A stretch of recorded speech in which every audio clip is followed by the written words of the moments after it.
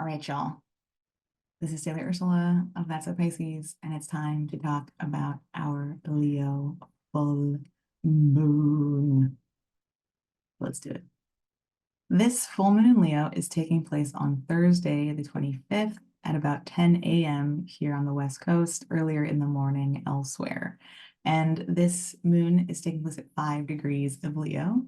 And if you think back to July of 2022, this is where we had our new moon in Leo at the exact same degree, 5 degrees. So we're not just thinking back to about 6 months ago, which is when we had our last Leo new moon. We are thinking back to a whole year and a half ago and getting a sense of what was opening up at that time, what was sort of coming to the surface, and getting a sense of how it might be coming to fruition or coming to some culmination point now. So the evening before this full moon, Wednesday, is when the moon enters into Leo, and it immediately opposes Pluto at 0 degrees. Okay, so again, Pluto has just moved into Aquarius, right at the beginning of Aquarius season. So we are just a few days into the season, and this is kind of our first taste of what this next round of Pluto being in Aquarius is going to feel like. When the moon opposes Pluto, we experience some sort of threat to our sense of security. We experience some sort of trouble or drama in the face of whatever we're kind of emotionally experiencing. And in Leo, the moon's very proud, the moon is very self-assured, and opposite Pluto, we may feel that there is some sort of threat of others not appreciating our perspective, perhaps, not agreeing with what we are sort of aligned with at this time. So right before this moon becomes full, we have a square between Mars in Capricorn and Chiron in Aries. I told you that this whole lunation cycle does center around Chiron, right? We've had all of these lunations take place that heavily involve this influence. Talked about the Cancer full moon, talked about the Capricorn new moon. And the Capricorn new moon was when the moon was square to Chiron, and it just stationed direct. At the first quarter moon in Aries last week, we had the moon conjunct Chiron.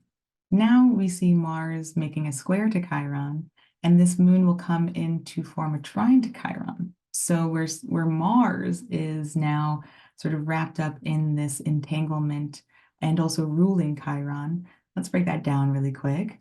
Mars in Capricorn is exalted. Mars is revered here for its ability to channel its rage and emotion and drive into something tangible and productive.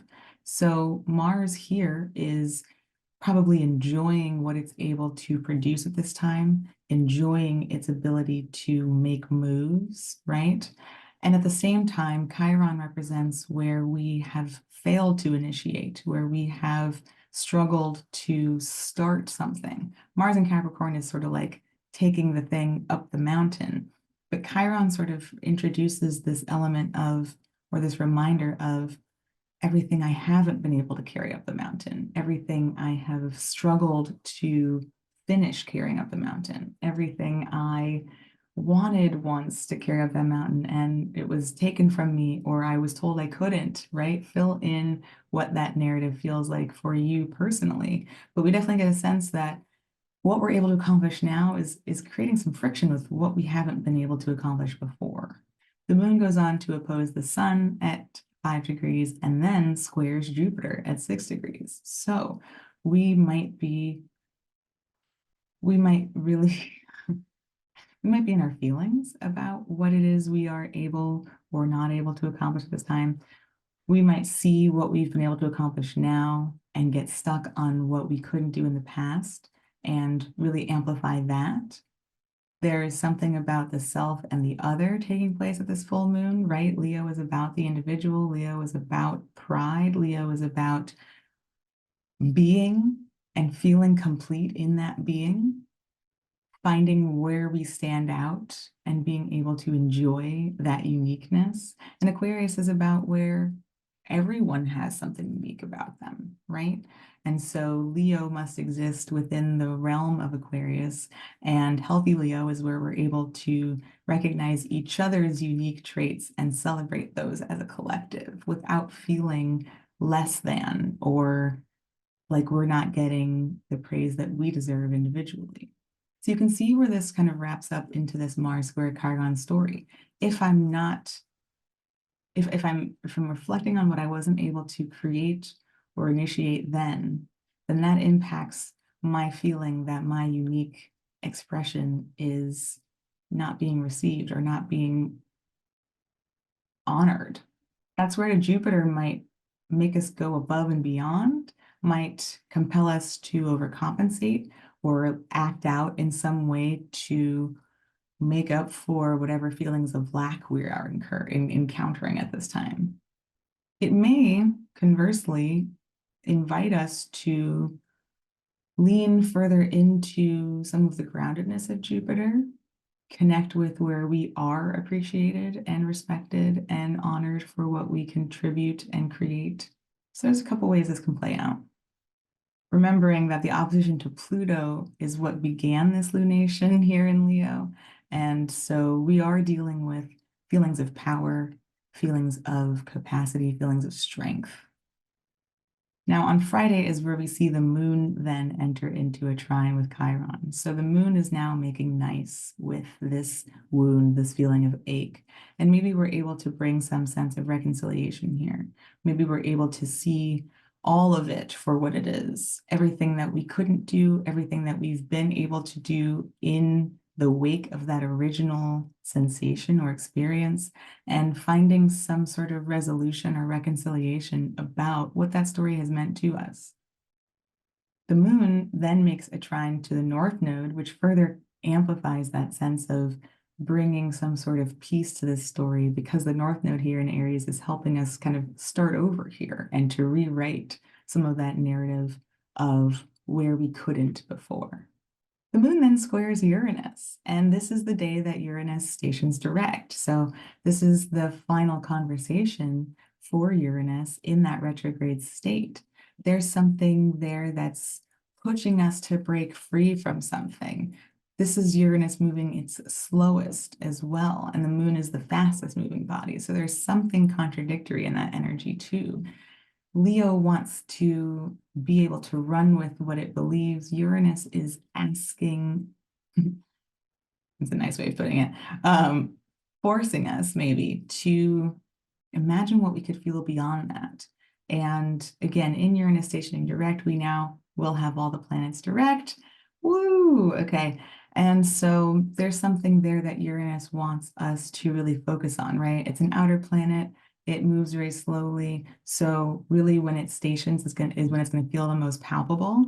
And so we may feel some sort of urge bubbling within us to, again, like break free of whatever constraints we're currently feeling. If we have a lot of ego material coming up at this moon, Uranus might be begging us to break out of those old ego perceptions, to allow a little bit of ego death to happen, and to recognize kind of what lies beyond whatever we've been holding on to. Something notable too at this lunation is that Saturday is when Mars and Mercury meet for the third time, and this is taking place in Capricorn at 17 degrees. So you may remember we talked a bit about this in the Capricorn season video, and we discussed how Mercury and Mars were meeting 3 times across 3 different signs. This first started in Scorpio under Mars's rule. It happened the second time in Sagittarius, while Mercury was retrograde and in detriment. And this is now happening a third time where Mars is in its exaltation and Mercury is finally clear of its retrograde shadow. So we've had a lot of material brought to the surface with these repeated meetings.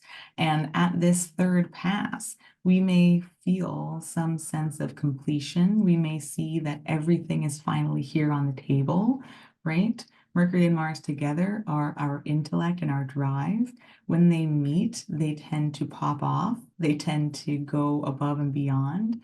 And we've seen a lot of energy between these 2 planets, bringing a lot of information to the forefront for us to deal with.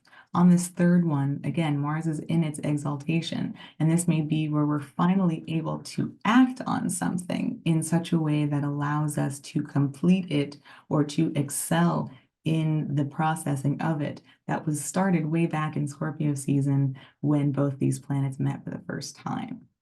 Okay, so let's do a quick recap of our Capricorn new moon and our Aries first quarter moon. We'll then pull for this full moon and get a sense of what is coming to a culmination point now and how we can navigate through these experiences. So I'll see you there. Okay, so here we have our opening line, our Capricorn new moon cards. Here we have our Aries first quarter moon. If you missed either of these narratives, go ahead, pause here, check out these videos, and meet us back here, and we will see what's coming up for us at this full moon. Okay, so a quick reminder that if you would like to follow along, you can head to priestessbaby.com/shop and download the free moon phase PDF. And if you would like to book a reading with me, you can go to that'ssopisces.com. All right. So for the full moon, we are looking at situation culminating now. We are looking at how we can make space for this situation or revelation. We are looking at what I am able, or what we are able to celebrate in the light of this moon. And lastly, what we are able to release in the light of this moon. Okay, so we're going to go ahead and see how this moon narrative is evolving. See what Chiron is bringing up for us and that Mars square. Okay.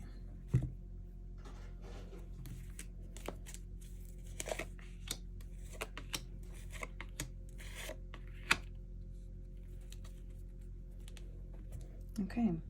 Situation culminating now. Yeah, okay.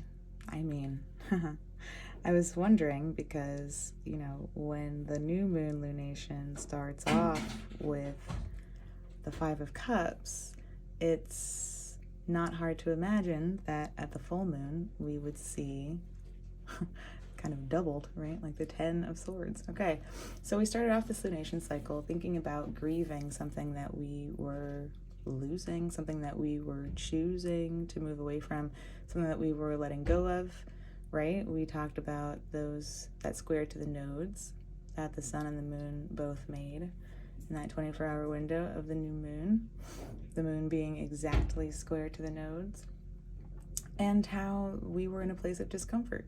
And change means something is lost, like something is moved away from, something is surrendered or sacrificed, something is said goodbye to. When we change, we stop doing the same thing. Something stops, something dies, something leaves. So there's certainly a continuation of that narrative. Last week we talked a lot about pentacles. We were talking about embodiment. We were talking about taking baby steps. And baby steps are slow and allow us to pace ourselves and ease into things, but at a certain point they do start to add up and we do start moving in that direction. So we could certainly think about all of the anxiety that has come up in this 2-week period since the new moon, and since those squares to the nodes sort of kicked off. And so now we are at this place of maybe confronting the worst, being through the worst of things and recognizing that, or making our way through the worst of things, right? We might be in that process right now.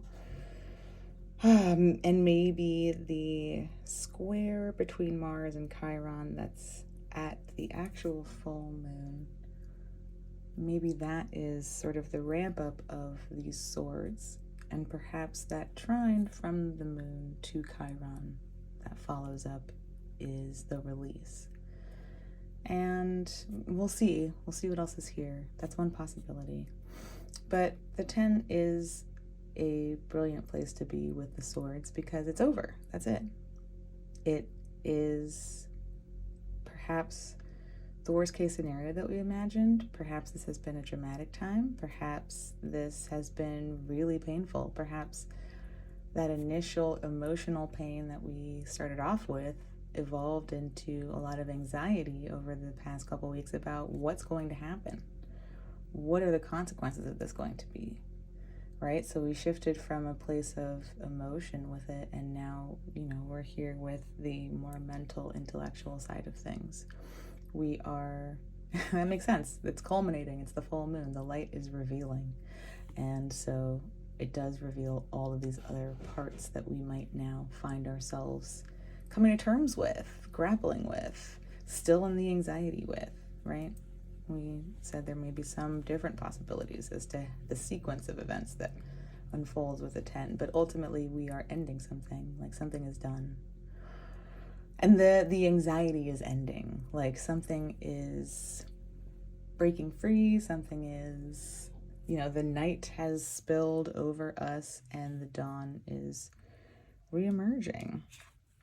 And so something is passing at this time. Something is making its way into being finalized, into being done. Okay. Yeah, not necessarily the latest beginning, but we're in it. We started off at the 5, right? So, all right, we're fine. How I can make space for this situation or revelation. Beautiful. That's lovely. Okay, so yeah, we're starting over emotionally. Maybe this means we are returning to some sort of emotional possibility or opportunity that was on the back burner while this thing was ending, or while these changes that we've shifted into were waiting in the wings. Sometimes this doesn't have to be a brand new thing. It can be a brand new thing, absolutely. But sometimes we've had a new thing that we've kind of had to hold off on, or that hasn't had, the timing hasn't been right. We haven't had the space for it, etc. It's a, hypothetical, but I don't know if that'll ever be. And so here we are. Something is clearing out with the 10, the end of the minor suit here of the swords. And we're able to make space for it by opening up our hearts, by welcoming some sort of emotional newness or renewal. I think we could say renewal in general since we're working with this. So we're having an emotional renaissance. That's where my mind just took me. And that's a beautiful way to make space for what's happening here. Kind of recognizing the spectrum of the experience we're having here. Because all of these experiences have some sort of, I guess, silver lining. If we are thinking about, if it's a really tragic situation where we're saying goodbye or we're ending something, if the change was thrust upon us, and we didn't ask for this, we didn't ask to be born, but really we didn't ask for this situation that's upon us right now, that's absolutely going to be on the kind of lower level of the spectrum of our experience. We're going to have some of those harder feelings. If we're choosing this change, it's still painful. It still leaves a lot of questions that are unanswered. It still opens up so many doors, and we don't know yet which ones we need to walk through. So wherever we are with this change, there's absolutely hardship to it and difficulty, and there's also some sort of blessing or gift or possibility that emerges with it, and that's what we're focusing on here. Maybe we know what this is, maybe we don't know what this is, and that's part of the 10, is that this helps us go from the 9 to the 10, right? If we create space for this revelation by opening up our hearts and looking for what's going to be the positive, again, like opportunity or gift that's able to emerge from this, then that's maybe what helps us allow the sun to rise, right? That's what helps us shift out of that 9 of Swords and allow it to end. Okay, so we're getting the beginning and the end here, which we don't always get together. And that is maybe something we can appreciate. Let's see what else is in here first. What I am able to celebrate in the light of this moon. Okay, cute. Love that. And let's draw a parallel to last week's reading in a couple of ways. One, first off, I was going to say here last week we had the 10 of Pentacles. This was a gift that we could access through that energy, and so we were talking about either recognizing what we had that was good that we were able to share with others, or maybe if that wasn't what was happening, getting clear on what we want that to look like and being able to kind of visualize that. And also I'll point out too that the 3 of Cups was here last week, so we've got a nice little thing going here. Anyway, this 9 of Pentacles, what I'm able to celebrate, fantastic. Everything I've worked hard for, everything I've acquired, everything I've built for myself, right? Everything I've been able to make happen up to this point. And this is, you know, the 10 is us. The 10 is I share this life with these people. The 9 is I've built this life for myself. So if we've been having tension with these changes, if we've had a hard time kind of imagining what that 10 of Pentacles is going to be, if we're pulling out of so many things in our lives, then this might be a beautiful balm in this moment to think about, okay, but what do I have? Like, maybe I don't know who I'm sharing this with. Maybe I'm terrified that I've been sharing this with these people and that's all about to change. And I'm feeling really uncertain about that. So I'm opening up my heart to some new experiences, and I'm thinking about what I have, what I've made for myself, what I am feeling positive about. And maybe some of these are flipped, right? Like maybe we're in this place where we really can't let this go. Okay, where we are really holding on to the anxiety. We're really, like, it's like the worst, the hits just keep coming. Okay, and that is simply just the situation that is making its way to the surface. Thinking about Mars squaring Chiron and all of that origin story stuff we talked about, maybe this situation is like, oh, I have never let this go and I didn't even realize.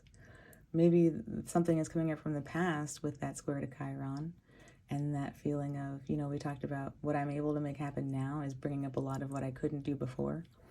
That might be this moment of, oh, wow, okay, everything that's happening now is taking me back to a time when I really struggled with this thing, and maybe I didn't realize I didn't have closure around that.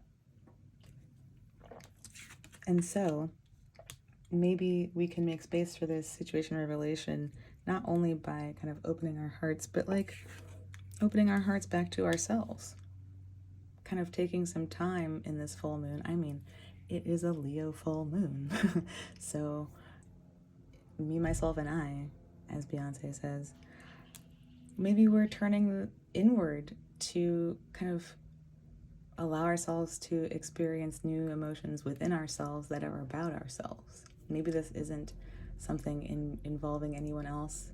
You know, maybe this is leading us straight home to ourselves. Maybe this is leading us straight back to a new cycle of self-trust, of witnessing ourselves release this, right? If I turn my emotions inward and I allow myself to really feel a sense of abundance and wholeness and newness within myself, what does that allow me to gain closure on? Okay.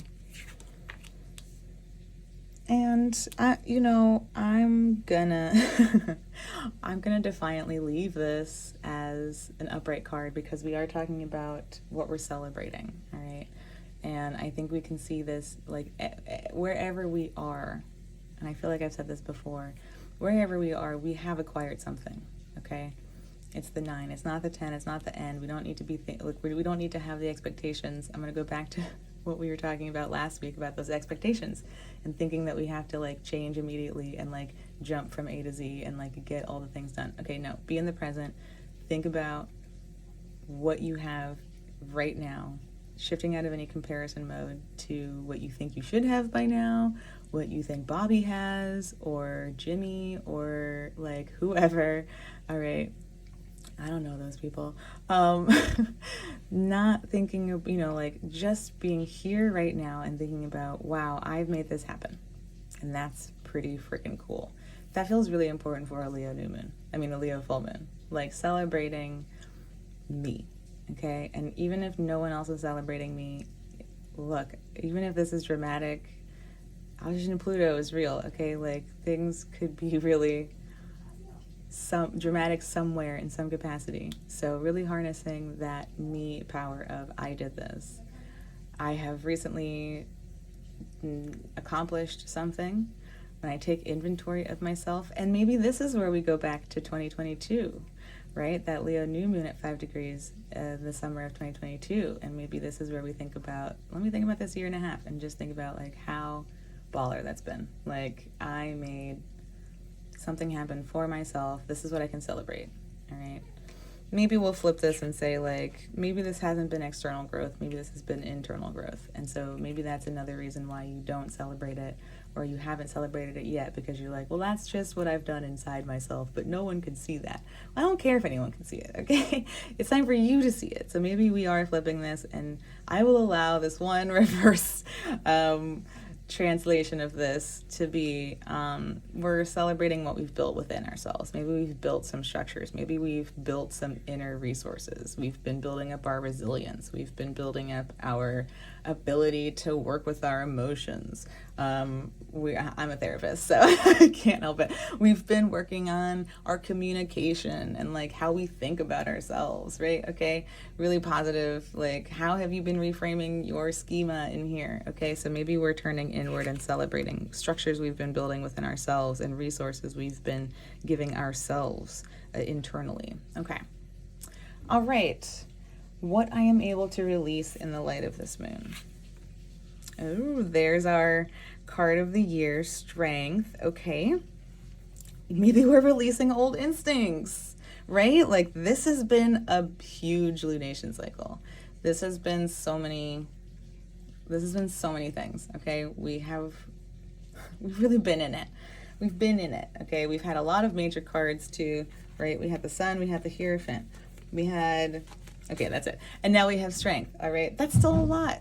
For 3 weeks, that's still a lot of major arcana energy. So it makes a lot of sense that we might just be like dropping some old instincts, some old instinct dynamics, right?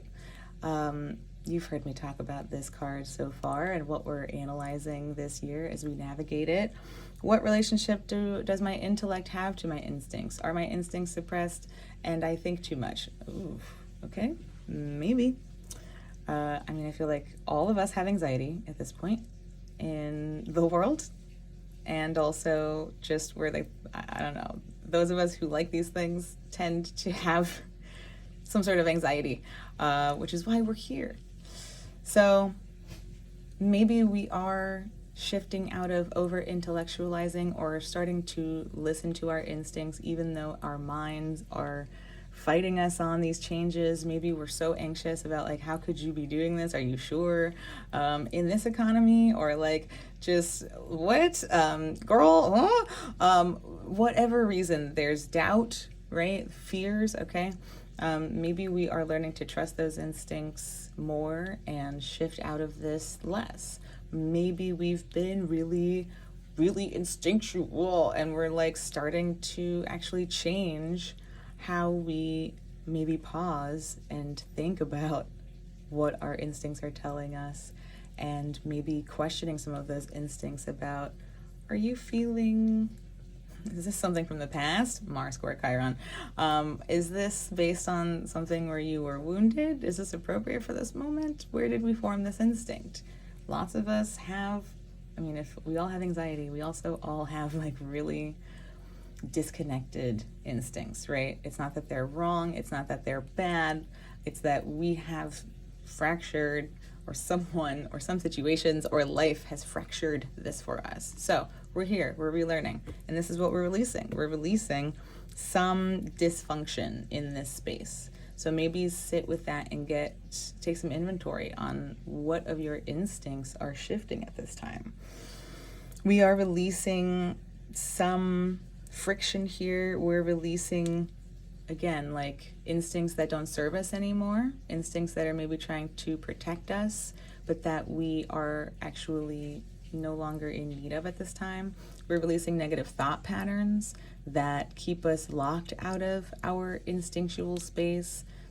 All right, so this is pretty, again, dramatic stuff, pretty great stuff. We're opening up to something we, again, have like never seen before, is what we've said about this time. And that does absolutely produce a lot of anxiety, but it also creates a lot of opportunities. And it allows us to again, investigate within ourselves about, okay, I'm listening to myself in some new way, wherever it's happening. Wow, okay, what does this allow me to, like, what does this allow me to feel? What does this allow me to celebrate? What is new? When we talk about the Aquarius new moon soon, in a couple weeks, we'll be talking all about the squares to Uranus that moon will make. It will be just like the Capricorn new moon with the squares to the nodes, and it's going to be square Uranus that will be newly direct. So we are opening up a lot of space. We're going to be continuing to experience some new things that we've never seen before, never felt before. There may still be anxious cycles. That's okay. We're tapping into those resources, right? We're seeing what we've built for ourselves now in this moment, and we're just softening a bit into what can happen next. And we've done some solid work toward this card of the year, so we can take note of that as well. All right, y'all. Next week, we'll be talking about the third quarter moon in Scorpio, our second Martian-ruled lunation while Mars is still in exaltation. And this will be just after Mars has made its square to the nodes, and it's ruling the North Node. So I hope to see you there. We'll talk more about what we are releasing at that time. All right.